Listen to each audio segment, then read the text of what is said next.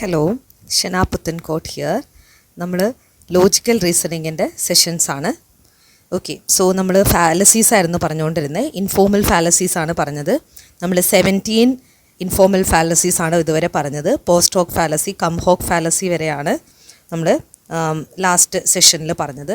Now we are moving on to the next informal fallacy, that is hasty generalisation. Fallacy of converse accident എന്നും വിളിക്കാറുണ്ട്. അപ്പോൾ രണ്ട് പേരുകളും not ചെയ്ത് വെക്കണം. ഞാൻ നേരത്തെ പറഞ്ഞിട്ടുണ്ടായിരുന്നു, എക്സാമിന് രണ്ട് പേരുകളും നോട്ട് ചെയ്ത് വെക്കണം, രണ്ട് ടേമും നോട്ട് ചെയ്ത് വെക്കണം. Okay, hasty generalisation.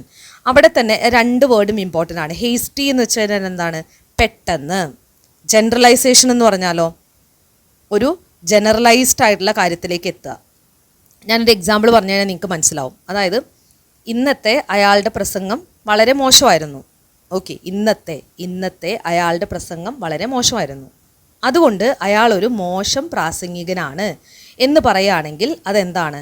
Hasty generalisation ആണ്. അതായത് ഒരു ഇൻസ്റ്റൻസ് വെച്ചിട്ട് നമ്മളൊരു ജനറൽ ആയിട്ടുള്ള കാര്യത്തിലേക്ക്, അതായത് ചിലപ്പോൾ ഇന്ന് അയാൾ പ്രസംഗിച്ചപ്പോൾ അയാൾക്ക് എന്തെങ്കിലും, ചിലപ്പോൾ അയാൾ ഇന്ന് പ്രിപ്പയർഡ് ആയിരിക്കില്ല, അല്ലെങ്കിൽ ചിലപ്പോൾ അയാൾക്ക് എന്തെങ്കിലും മാനസികമായിട്ടുള്ള വേറെ എന്തെങ്കിലും ബുദ്ധിമുട്ടുകളോ കാര്യങ്ങളോ ഉള്ളതുകൊണ്ട് അയാൾക്ക് നന്നായിട്ട് സംസാരിക്കാൻ സാധിക്കാതെ പോയതായിരിക്കും. ഓക്കെ, അപ്പോൾ അത് വെച്ചിട്ട് നമ്മൾ അയാളൊരു മോശം പ്രാസംഗികനാണ് എന്ന് നമുക്ക് പറയാൻ പറ്റില്ല, അല്ലേ? സോ അങ്ങനെ പെട്ടെന്ന് ഒരു ഇൻസിഡൻറ്റ് വെച്ചിട്ട് നമ്മളൊരു ജനറൽ ആയിട്ടുള്ള കൺക്ലൂഷനിലേക്ക് എത്തുകയാണെങ്കിൽ അതൊരു ഫാലസിയാണ്. അതെന്ത് ഫാലസിയാണ്? Hasty generalisation.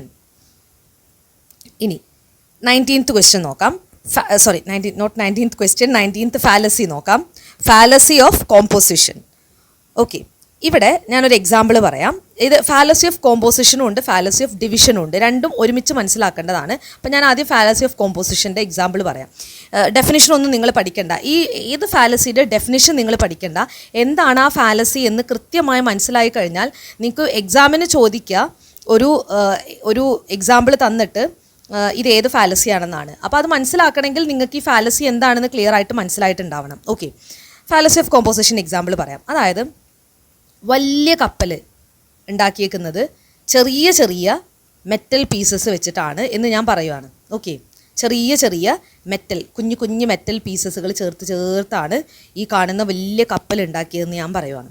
ഓക്കെ, അപ്പം ഞാൻ പറയുവാണ് ഈ വലിയ കപ്പൽ ഉണ്ടാക്കിയേക്കുന്ന ചെറിയ മെറ്റൽ പീസുകൾ വെച്ചിട്ടാണ്. ഇതിന് ഓരോ മെറ്റൽ പീസും ഭാരം കുറഞ്ഞതാണ്.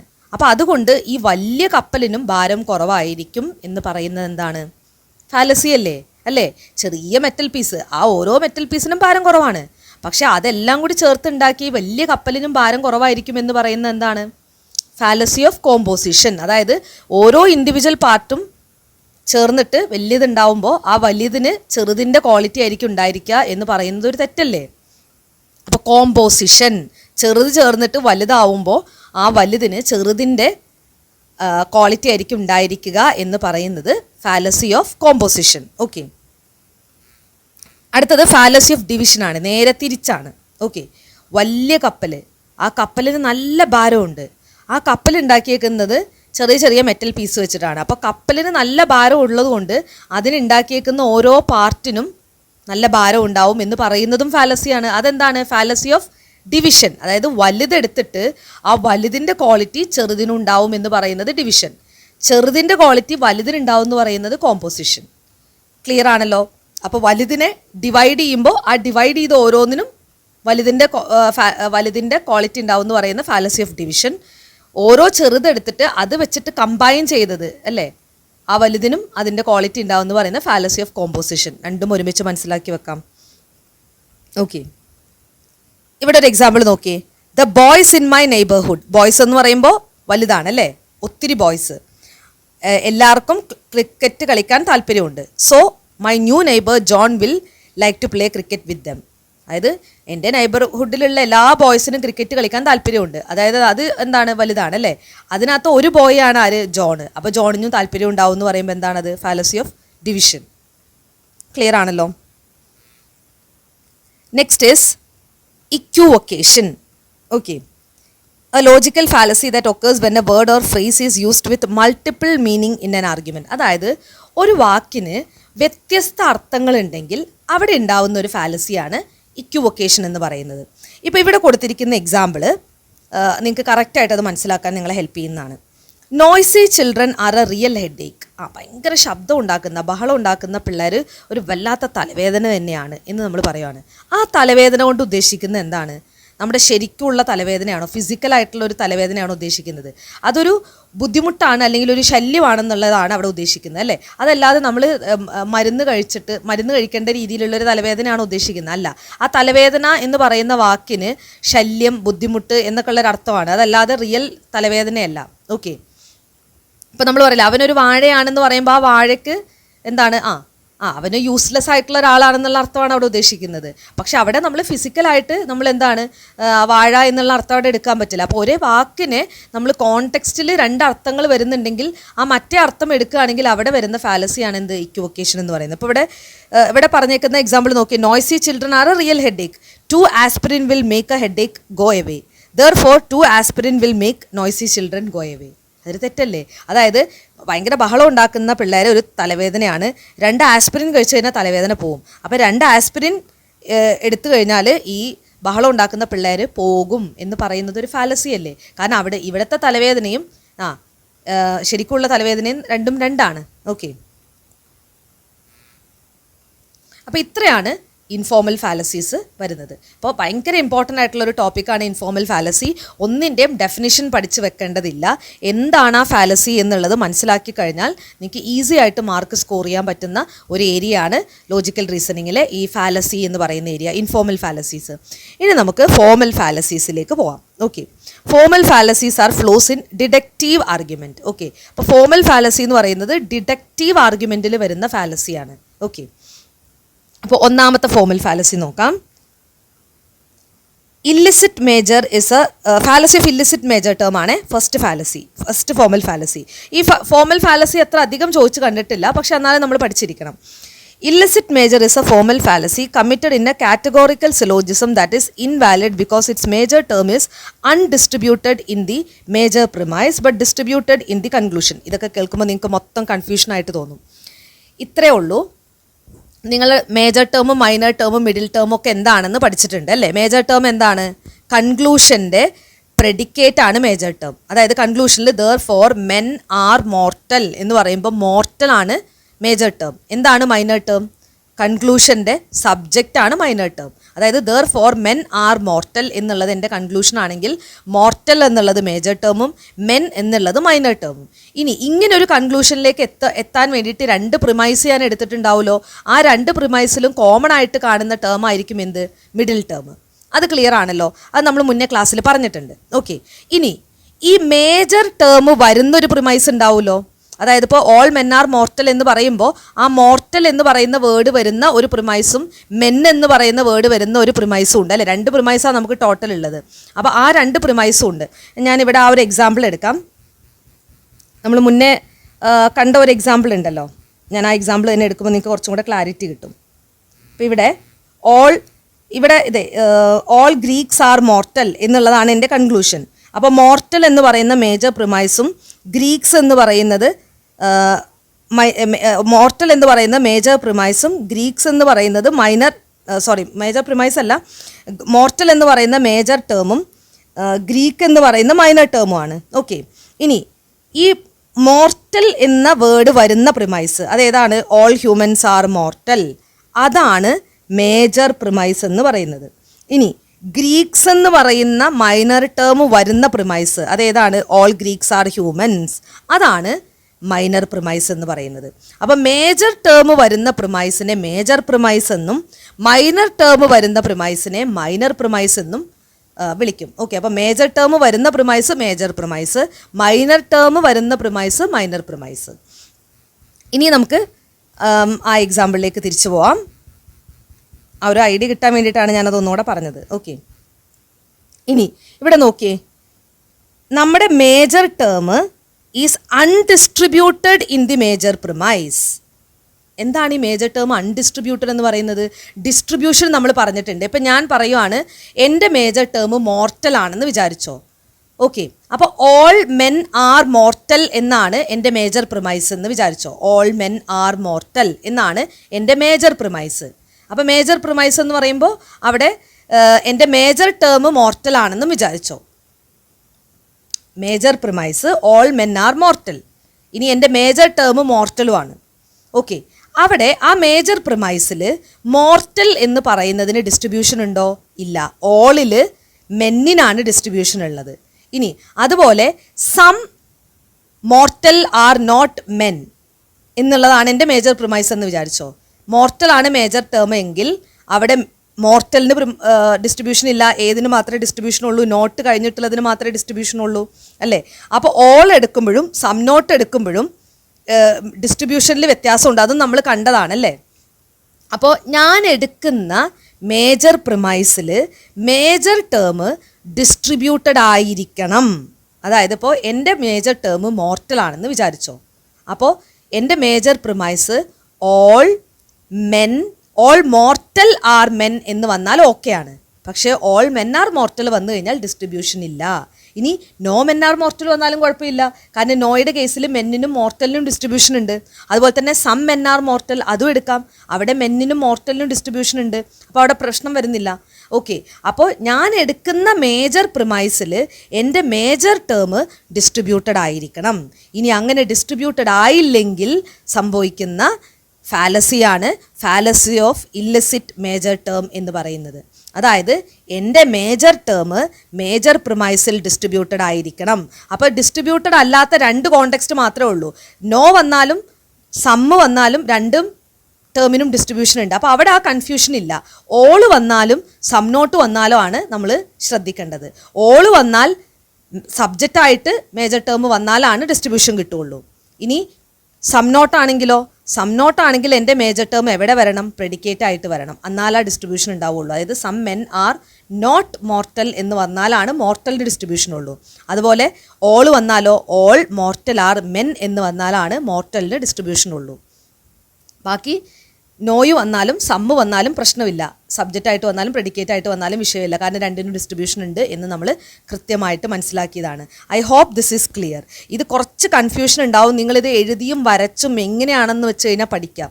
കാരണം ഇത് മനസ്സിലായി കഴിഞ്ഞു കഴിഞ്ഞാൽ ഇതൊരു 3, 4, 5 ഞാൻ പറഞ്ഞില്ല, ആ കോളം മാത്രം നിങ്ങൾ പഠിച്ചു വെച്ചാൽ മതി. ആ കോളം മാത്രം പഠിച്ചു വെച്ച് കഴിഞ്ഞാൽ ഈ ഏരിയ ഭയങ്കര എളുപ്പമായിട്ട് വരും. ഓക്കെ, ഇതിലെന്തെങ്കിലും സംശയം ഉണ്ടെങ്കിൽ ഒന്ന് കമൻറ്റ് ബോക്സിൽ കമൻറ്റ് ചെയ്യുക. ഓക്കെ, അപ്പോൾ ഇവിടെ fallacy of illicit major term എന്ന് പറഞ്ഞു കഴിഞ്ഞാൽ നമ്മൾ രണ്ട് പ്രിമൈസ് എടുത്ത് നോക്കിയിട്ട് കൺക്ലൂഷന് നോക്കിയിട്ട് നമ്മുടെ മേജർ ടേം വരുന്ന പ്രിമൈസിൽ ആ മേജർ ടേമിന് ഡിസ്ട്രിബ്യൂഷൻ ഉണ്ടോ എന്നുള്ളത് ചെക്ക് ചെയ്യുക. അതില്ലെങ്കിൽ അതെന്ത് ഫാലസി ആയിരിക്കും? Fallacy of illicit major term ആയിരിക്കും. ഇനി രണ്ടാമത്തെ fallacy, formal fallacy, fallacy of illicit minor term. Okay, ഇവിടെ മൈനർ ടേം ആണ് ഡിസ്ട്രിബ്യൂട്ടഡ് അല്ലാത്തത്. അതായത് മൈനർ പ്രിമൈസ് ഏതാണ്? കൺക്ലൂഷൻ്റെ സബ്ജക്റ്റ്. ഇപ്പോൾ ഓൾ ഗ്രീക്ക് ആർ മോർട്ടൽ എന്നാണ് കൺക്ലൂഷൻ എന്ന് വിചാരിച്ചോ. ഗ്രീക്കാണ് മൈനർ ടേം. അപ്പോൾ ഗ്രീക്ക് വരുന്ന ടേം, ഗ്രീക്ക് എന്ന് പറയുന്ന ടേം വരുന്ന പ്രിമൈസ് അതായിരിക്കും മൈനർ പ്രിമൈസ്. ആ മൈനർ പ്രിമൈസിൽ ആ ഗ്രീക്കിന് ഡിസ്ട്രിബ്യൂഷൻ ഉണ്ടോ എന്ന് ചെക്ക് ചെയ്യുക.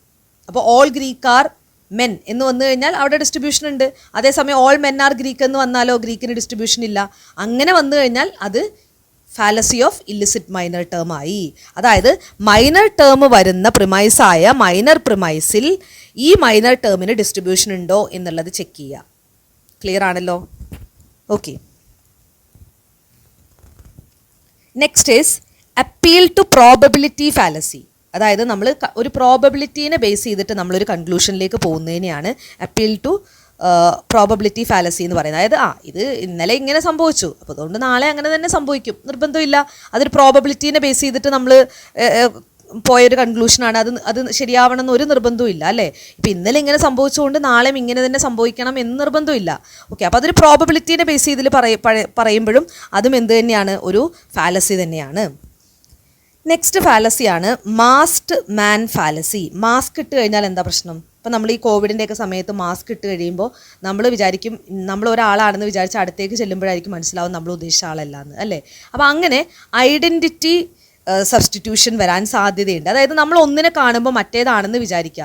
അതായത് ചില ക്ലോസ് ആയിട്ട് ഒരേപോലെ ഇരിക്കുന്ന ചില പൂക്കളൊക്കെ കാണുമ്പോൾ നമ്മൾ ആ പൂവാണെന്ന് വിചാരിച്ചിട്ട് നമ്മൾ നോക്കുമ്പോൾ അത് പൂവായിരിക്കണം എന്നില്ല, അതിൻ്റെ ഡ്യൂപ്ലിക്കേറ്റ് ഒക്കെ വരില്ലേ. ഇപ്പം നമ്മൾ ഇപ്പം ചില ബിസ്ക്കറ്റ്, ചില സ്കൂബിയുടെയൊക്കെ ആ സമയത്ത് സ്കൂബയുടെ എന്നൊക്കെ പറഞ്ഞിട്ട് അതിൻ്റെ ഡ്യൂപ്ലിക്കേറ്റ് ഉണ്ടായിരുന്നു. അപ്പം നമ്മൾ വിചാരിക്കും ഓക്കെ ഒറിജിനൽ സ്കൂബിയുടെ ആണെന്ന് വിചാരിച്ച് വാങ്ങിക്കുമ്പോൾ അവിടെ ഒരു ഫാലസി വന്നു, അവിടെ ഒരു തെറ്റ് വന്നു. കാരണം നമ്മൾ അതിൻ്റെ സ്പെല്ലിങ്ങും അതിൻ്റെ എംബ്ലമൊക്കെ ഒരേപോലെ ഇരിക്കുന്നുണ്ട്, നമ്മൾ വിചാരിച്ചത് ഒറിജിനൽ സ്കൂബിയുടെ ആണെന്ന് അല്ലേ.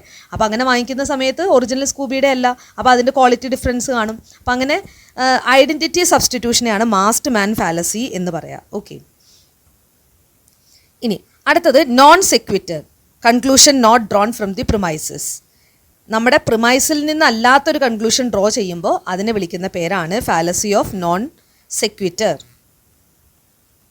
അടുത്തത് argumentum ad logicam or bad reason fallacy. അതായത് ഇപ്പം ഞാൻ പറയാണ് ഇന്ന് തിങ്കളാഴ്ചയാണ്, ഇന്ന് എനിക്ക് പഠിക്കാൻ പറ്റില്ല എന്ന് പറയുന്നൊരു ഫാലസി അല്ലേ, അതൊരു നല്ല റീസൺ ആണോ? നിങ്ങൾ പറയാം അപ്പോൾ എനിക്ക് തലവേദനയാണ്, എനിക്കിപ്പോൾ പഠിക്കാൻ പറ്റില്ല, അത് നമുക്ക് മനസ്സിലാക്കാം. നമ്മൾ പറയാണ് ഇന്ന് തിങ്കളാഴ്ചയാണ്, ഇന്ന് പഠിക്കാൻ പറ്റില്ല എന്ന് പറയുകയാണെങ്കിൽ അതെന്താണ്? ഒരു ഫാലസിയാണ്. അതെന്ത് ഫാലസിയാണ്? ആർഗ്യുമെൻറ്റം ആഡ് ലോജിക്കം അഥവാ bad reason fallacy. Next is fallacy of affirming the consequent. ഇവിടെ ഈ ഒരു ഫാലസി പഠിക്കുമ്പോൾ ഇത് രണ്ട് ഫാലസി ഉണ്ട്, അഫേമിങ് ദി കോൺസിക്വൻറ്റും ഡിനൈയിങ് ദി ആൻറ്റിസിഡൻറ്റും ഉണ്ട്. അഫേമിങ് ദി കോൺസിക്വൻറ്റ് ആദ്യം പറയാം. അതായത് ഇവിടെ അഫേമിങ് എന്ന് പറയുന്നൊരു വാക്കുണ്ട്. അപ്പം നിങ്ങൾ മനസ്സിലാക്കേണ്ടത് അഫേമിങ് ദി കോൺസിക്വൻറ്റ് ഫാലസി ആണെങ്കിൽ നമ്മുടെ കൺക്ലൂഷനിൽ എപ്പോഴും ഒരു അഫേമേഷൻ ഉണ്ടാവും. അഫേമേഷൻ എന്ന് പറയുമ്പോൾ ആണ് എന്നുള്ളൊരു കാര്യം ഉണ്ടാവും. ഓക്കെ, അതായത് എക്സ് ട്രൂ ആണ്, അതുകൊണ്ട് വൈയും ട്രൂ ആയിരിക്കും എന്നാണ് പറയുന്നത്. ആയിരിക്കും എന്ന് പറയുമ്പോൾ എന്താണ്? അഫേം ചെയ്യുവാണ് അല്ലേ, ഇത് ശരിയാണ് അപ്പോൾ അതുകൊണ്ട് അതും ശരിയായിരിക്കും എന്ന് പറയുമ്പോൾ അവിടെ നമ്മൾ അഫേം ചെയ്യുവാണ്. അത് നിർബന്ധമുണ്ടോ? ഇപ്പോൾ എക്സ് ട്രൂ ആയതുകൊണ്ട് വൈ ട്രൂ ആവണം എന്നൊരു നിർബന്ധവും ഇല്ല. പക്ഷെ ഞാൻ പറയുകയാണ് എക്സ് ട്രൂ ആണ് അതുകൊണ്ട് വൈയും ട്രൂ ആയിരിക്കും എന്ന് പറയുന്നത് fallacy of affirming the consequent ആണ്. ഓക്കെ, അതായത് ഒരു ട്രൂ സ്റ്റേറ്റ്മെൻറ്റ് നമ്മൾ അസ്യൂം ചെയ്തിട്ട് അതിൻ്റെ കൺവേഴ്സ് ഫോമും എന്തായിരിക്കും? ട്രൂ ആയിരിക്കും എന്ന് പറയുന്നതാണ് fallacy of affirming the consequent. അപ്പോൾ ഇങ്ങനെ ഒരു ചോദ്യം വരുമ്പോൾ നിങ്ങൾ എപ്പോഴും അഫേമിങ് ദി കോൺസിക്വൻ്റ് എടുക്കുന്ന സമയത്ത് നമ്മുടെ കൺക്ലൂഷൻ എപ്പോഴും പോസിറ്റീവ് ആയിരിക്കും. പോസിറ്റീവ് ഇൻ ദ സെൻസ് ആയിരിക്കും എന്നുള്ളതായിരിക്കും അവിടെ പറയാം. ഇനി fallacy of denying the antecedent പറയുമ്പോൾ നിങ്ങൾക്ക് മനസ്സിലാവും. അതായത് അത് നേരെ തിരിച്ചാണ്. ഞാൻ ഇങ്ങനെ ചെയ്താൽ അങ്ങനെ സംഭവിക്കും, ഞാൻ അങ്ങനെ ചെയ്തിട്ടില്ല അപ്പോൾ അതുകൊണ്ട് അങ്ങനെ സംഭവിച്ചിട്ടില്ല ഇല്ല എന്ന് പറയുന്നതാണ് ഡിനൈയിങ് ദി ആൻറ്റിസിഡൻറ്റ്. ഓക്കെ, ഇവിടുത്തെ ഒരു എക്സാമ്പിൾ പറയുമ്പോൾ നിങ്ങൾക്ക് കൃത്യമായിട്ട് മനസ്സിലാവും. If you give a man a gun he may kill someone. ഒരാൾക്കൊരു തോക്ക് കൊടുത്തു കഴിഞ്ഞാൽ അയാൾ ആരെങ്കിലും കൊല്ലാൻ സാധ്യതയുണ്ട്. If he has no gun then he will not kill anyone. അയാൾക്ക് ഗണ്ണ് കൊടുത്തിട്ടില്ലെങ്കിൽ അയാളെ ആരെയും കൊല്ലില്ല. അപ്പോൾ അവിടെ എന്താണ്? ഡിനൈയിങ്. മറ്റേത് ആണ് എന്നാണ് സമർത്ഥിക്കുന്നതെങ്കിൽ ഇവിടെ അല്ല എന്നാണ് സമർത്ഥിക്കുന്നത്, അതാണ് വ്യത്യാസം. അപ്പോൾ ഇവിടെ നമ്മൾ എന്താ പറയുന്നത്? അയാൾക്കൊരു തോക്ക് കൊടുത്തു കഴിഞ്ഞാൽ അയാളുടെ ഒരാളെ കൊല്ലും. അയാൾക്ക് തോക്ക് കൊടുത്തിട്ടില്ല ആയതുകൊണ്ട് അയാൾ കൊന്നിട്ടില്ല. തോക്കല്ലാതെ വേറെ എന്തൊക്കെ മാർഗ്ഗങ്ങൾ ഉപയോഗിച്ച് ഒരാളെ കൊല്ലാം അല്ലേ? കത്തി ഉപയോഗിച്ച് കൊല്ലാം. അപ്പോൾ അതൊരു ഫാലസി അല്ലേ?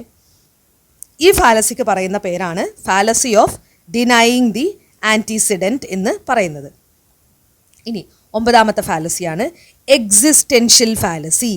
ഓക്കെ, എക്സിസ്റ്റൻഷ്യൽ ഫാലസി എന്ന് പറയുന്നത് എക്സിസ്റ്റ് ചെയ്യാത്ത ഒരു ഗ്രൂപ്പ് അതിനെപ്പറ്റി പറയുമ്പോൾ. ഓക്കെ, ഇപ്പം ഞാൻ പറയുകയാണ് യൂണിക്കോൺ എന്ന് പറയുന്നത് എന്താണ്?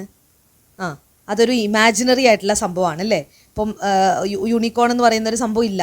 അല്ലെങ്കിൽ ഇപ്പം മായാവി, ലുട്ടാപ്പി എന്നൊക്കെ ഞാനൊരു നിങ്ങളുടെ അടുത്തൊരു കാര്യം പ്രൂവ് ചെയ്യാൻ വേണ്ടിയിട്ട് ഞാൻ മായാവിയുടെ ലുട്ടാപ്പിയുടെ ഒക്കെ കാര്യം പറയുന്നത് എന്താണ്? അതൊരു ഫാലസിയാണ്. കാരണം അങ്ങനെ ഒരു സംഭവം ഇല്ല, അതൊരു ഇമാജിനറി ആയിട്ടുള്ള കഥാപാത്രമാണ്. ഇപ്പോൾ ഡിങ്കൻ വരും എന്നൊക്കെ ഞാൻ പറയുകയാണ് എന്ന് പറയുമ്പോൾ അതൊരു ഫാലസിയാണ്. എന്തുകൊണ്ടാണ്? കാരണം ഡിങ്കൻ എന്ന് പറയുന്നത് വെറും ഒരു കഥാപാത്രമാണ്, അതൊരു റിയാലിറ്റി അല്ല. അപ്പോൾ റിയൽ അല്ലാത്ത കാര്യങ്ങളെ ഞാൻ ഉപയോഗിക്കുമ്പോൾ, ഒരു കാര്യം സമർത്ഥിക്കാൻ വേണ്ടി ഉപയോഗിക്കുമ്പോൾ അവിടെ വരുന്ന ഫാലസിയാണ് എക്സിസ്റ്റൻഷ്യൽ ഫാലസി. അങ്ങനെ ഒരു സാധനമേ എക്സിസ്റ്റ് ചെയ്യുന്നില്ല, പിന്നെ എങ്ങനെയാണെന്ന് വെച്ചാൽ നമ്മളൊരു കാര്യം പ്രൂവ് ചെയ്യാൻ ശ്രമിക്കുന്നത്. Okay, all household pets are domestic animals, no unicorns are domestic animals, therefore some unicorns are not household pets. എന്തുകൊണ്ടാണ് അത് എക്സിസ്റ്റൻഷ്യൽ ഫാലസി ആയത്? യൂണിക്കോൺ എന്ന് പറയുന്ന ഒരു സംഭവം എക്സിസ്റ്റേ ചെയ്യുന്നില്ല. അതാണ് അവിടുത്തെ ഫാലസിയുടെ കാര്യം. ഇനി എക്സ്ക്ലൂസീവ് പ്രിമൈസ് ഫാലസി രണ്ട് പ്രിമൈസുകളും നെഗറ്റീവ് ആണെങ്കിൽ അതൊരു ഫാലസിയാണ്. ഓക്കെ, രണ്ട് പ്രിമൈസ് നെഗറ്റീവ് ആണെങ്കിൽ പിന്നെ അതിൽ നിന്ന് എന്തെങ്കിലും ഒരു കൺക്ലൂഷനിലേക്ക് നമുക്ക് എത്താൻ പറ്റുമോ? ഇല്ല. അപ്പോൾ രണ്ട് പ്രിമൈസും നെഗറ്റീവ് ആണെങ്കിൽ നമ്മൾ അതിനെ എക്സ്ക്ലൂസീവ് പ്രിമൈസ് ഫാലസി എന്ന് പറയും. ഇനി ഫാലസി ഓഫ് 4 ടേം. നമ്മൾ ഏതൊരു ലോജിക്കൽ റീസണിങ്ങിൽ ഇത് എടുത്തു കഴിഞ്ഞാലും 3 ടേമേ ഉള്ളൂ. ഏതൊക്കെയാണ്? Major term, minor term, middle term. ഇതല്ലാതെ നാലാമതൊരു ടേം വന്നു കഴിഞ്ഞാൽ അതൊരു ഫാലസിയാണ്. എന്ത് ഫാലസിയാണ്? ഫാലസി ഓഫ് 4 ടേംസ് ആണ് എന്നുള്ളത് മനസ്സിലാക്കുക. അപ്പോൾ ഇത്രയാണ് നമ്മുടെ വെസ്റ്റേൺ ലോജിക് എന്ന് പറയുന്നത്. ഓക്കെ, അപ്പോൾ വെസ്റ്റേൺ ലോജിക്കിലെ എല്ലാ ഏരിയയും നമ്മൾ കവർ ചെയ്തു. വെസ്റ്റേൺ ലോജിക്കിനെ നമ്മൾ അരിസ്റ്റോട്ടേലിയൻ സിലോജിസം അഥവാ കാറ്റഗോറിക്കൽ സിലോജിസം എന്ന് പറഞ്ഞു. ആ സ്ക്വയർ ഓഫ് ഒപ്പോസിഷൻ നമ്മൾ കണ്ടു. പിന്നെ ഫാലസീസ് കണ്ടു, ഫോമലും ഇൻഫോമലും കണ്ടു അല്ലേ? ഇൻഫോമൽ ഫാലസീസും ഇൻഫോമൽ ഫാലസീസും കണ്ടു. പിന്നെ ഇത് നന്നായിട്ട് തന്നെ എഴുതി പഠിക്കുക. ആ സ്ക്വയർ ഓഫ് ഒപ്പോസിഷൻ കൃത്യമായിട്ട് മനസ്സിലായി കഴിഞ്ഞാൽ ഓൾ, നോ, സം നോട്ട്. ഓളിൽ എസ്സിന് മാത്രം ഡിസ്ട്രിബ്യൂഷൻ, നോയ്ക്ക് എസ്സിനും പിക്കും ഡിസ്ട്രിബ്യൂഷൻ, സമ്മിൽ എസ്സിനും പിക്കും ഡിസ്ട്രിബ്യൂഷൻ. എസ് പി എന്ന് പറയുന്ന സബ്ജക്റ്റും പ്രെഡിക്കേറ്റും ആണ്. പിന്നെ സം നോട്ടിൽ പിക്ക് മാത്രം ഡിസ്ട്രിബ്യൂഷൻ അല്ലേ?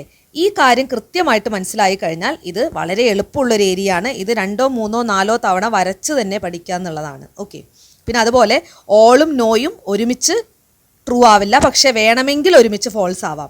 അതേസമയം സമ്മും സം നോട്ടും ഒരുമിച്ച് ട്രൂ ആവും, പക്ഷേ ഒരുമിച്ച് ഒരിക്കലും ഫോൾസ് ആവില്ല. ഓക്കെ, ഇനി ഓള് ട്രൂ ആയാൽ അതിൻ്റെ കോൺട്രഡിക്റ്ററി ആയിട്ടുള്ള സം നോട്ട് ഫോൾസ് അല്ലേ?